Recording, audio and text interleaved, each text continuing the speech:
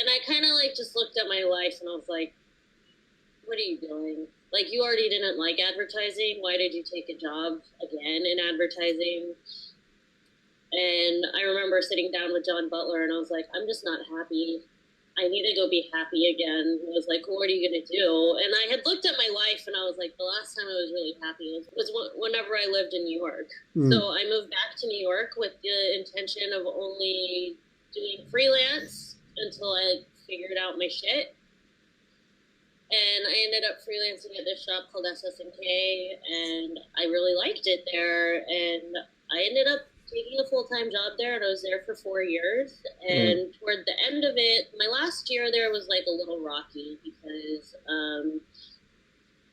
there was a lot of things that I really loved about that place that were changing because of the nature of the growth and the client roster and me kind of climbing that ladder and becoming one of the most senior creatives there. And when I started there, it was just me and my partner. When I left, there were 5 teams. And I helped build that, and it was really hard for me to kind of look at the situation, and I had reached a point in my career that I just like always wanted to be at, but I felt very empty.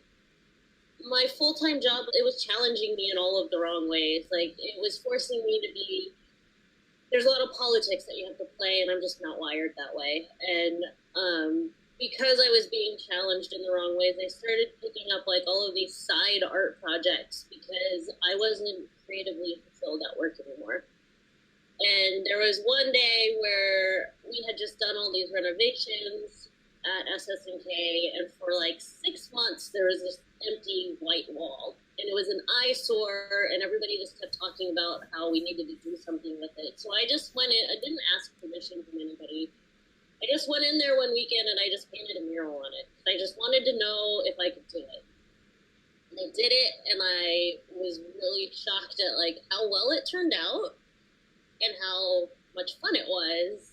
And then I just kind of hit a point where I almost lost a mural job because I had to work an advertising weekend unexpectedly. And at that point, it just kind of slapped me in the face where I was like, I can't sustain these 2 things. And you can't keep me at this full-time job because you're just throwing money at me, because that's not how I'm wired. Like, I don't care how big my bank account is. If my heart is empty, there's no point. Like, we have a life because we're supposed to live it, not because we're just supposed to have money. Because that, to me, isn't a way of fulfillment. So I talked to my boss and I was like, this isn't working.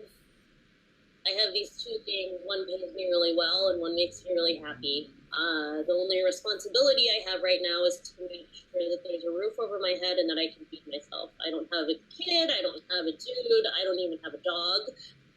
I have savings that I can live off of, and I think I owe it to myself to kind of see what happens. And I was 30 or 31 at the time, and I was just like, this is stupid. Like, I'm just gonna go do this. I don't know what I'm doing. I just know that this feels right, and here I am now, and it's been really good. I don't really freelance that often. I've only freelanced twice since I quit. Just because it's hard for me to like go back into that environment, but at the same time, there's like a little bit of me that misses it because you use a side of your brain that you just don't use whenever you're only doing art projects.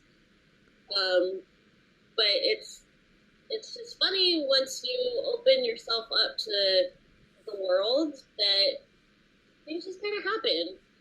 And you just kind of, like, I've just learned to just kind of, like, trust that everything will be okay, and knock on wood, like, it has turned out to be way more than okay. I think a lot of us have been there. Like, we climbed the corporate ladder. We were supposed to be at this one point in our life where we're all, like, bosses of people, and we accumulate all of these material things, and then all of a sudden you just kind of look at everything and you're like, what the fuck am I doing? Like, this isn't happiness. And then there's people that just like keep doing it because they don't know what else to do, and then there's people like us that are just like, fuck this.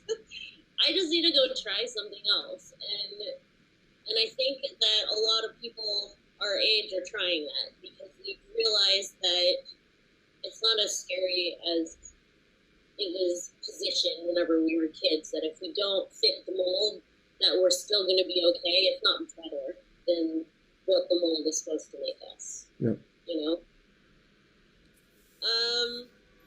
I just got back from Colombia. I was there for a month, and I bought a one-way ticket there. I didn't know how long I was going to be gone. I thought maybe it would be 2 weeks. I went there just to paint one wall, and I ended up painting 5, which was crazy. But living in a global society allows you, if you're open to it, it allows you to do a lot of things that you didn't even think were possible, and you end up meeting people and doing all of these experiences that you couldn't do if you only stayed in America or whatever country you're in.